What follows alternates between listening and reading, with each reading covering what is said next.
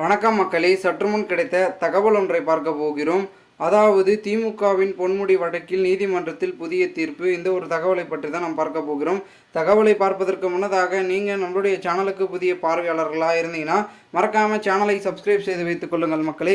பெரும் விதத்தில் இருக்கக்கூடிய பார்த்தீங்கன்னா நம்மளுடைய திமுகவில் நிறைய பேர் இருக்காங்க, ஓகேங்களா, வாய்க்கொழுப்பு அப்படின்னு சொல்லுவாங்க. அந்த அளவுக்கு இருக்கிறார்கள் நம்மளுடைய திராவிட முன்னேற்ற கழகத்தில். அவர்களெல்லாம் நீக்கணும் அப்படின்ற ஒரு நோக்கத்தில் தான் இருக்கிறதாகவும் தகவல்கள் கிடைக்கிருக்கு. அப்படி யாருன்னு கேட்டிங்கன்னா பொன்முடி அவர்கள் என்ன பண்ணுறாருன்னு கேட்டிங்கன்னா அவரை பற்றி சொல்லவே தேவையில்லை. எதனா ஒரு மேடை கிடைச்சா, ஏதாவது மைக்கு கிடைச்சா பார்த்தீங்கன்னா ஓசி அப்படின்னு சொல்லக்கூடிய வகையில் பார்த்தீங்கன்னா அவர் பொதுமக்களை பார்த்தீங்கன்னா கலாய்க்கிறதாகட்டும், அவர் சொல்கிற விதமாக இருக்கட்டும், எல்லாமே பார்த்தீங்கன்னா அவர் கொஞ்சம் ஒரு மாதிரி சொல்லுவார். ஸோ அந்த ஒரு சூழலில் அவர் நிறைய இடங்களை சொன்னது அவருக்கு பார்த்தீங்கன்னா பேர் ஓசி அப்படின்னு வச்சுட்டாங்க. அந்தளவுக்கு அவருடைய பார்த்தீங்கன்னா ஒரு எதிர்ப்பலைகள் இருக்கிறது. இந்த ஒரு சூழலில் அவருக்கான வழக்குகளும் இருக்குது, ஓகேங்களா. அப்படிங்கிறவங்க மேலே தான் வழக்கு என்பது இருக்கும் அப்படின்னு சொல்லுவாங்க. அந்த ஒரு சூழலில் அவருடைய வழக்கு இருக்கிறது, ஓகேங்களா. 3 ஆண்டு சிறை தண்டனை, 10 லட்சம் அபராதம் அப்படின்ற ஒரு வழக்கு பார்த்தீங்கன்னா சொத்து குவிப்பு வழக்கில் அவர் சிக்கியிருக்காரு.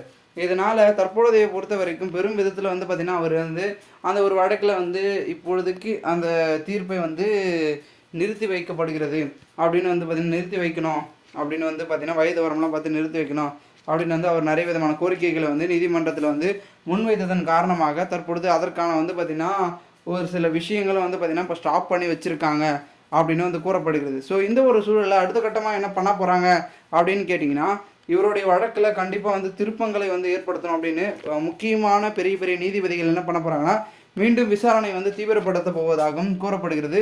அதன் மூலமாக சிக்கினார் என்றால் மீண்டும் கண்டிப்பாக திராவிட முன்னேற்ற கழகத்தில் அந்த பதவி என்பது இருக்குமா இல்லாமல் போகுமா அப்படின்றது பார்த்தீங்கன்னா ஒரு பக்கம் பார்க்கப்படுகிறது.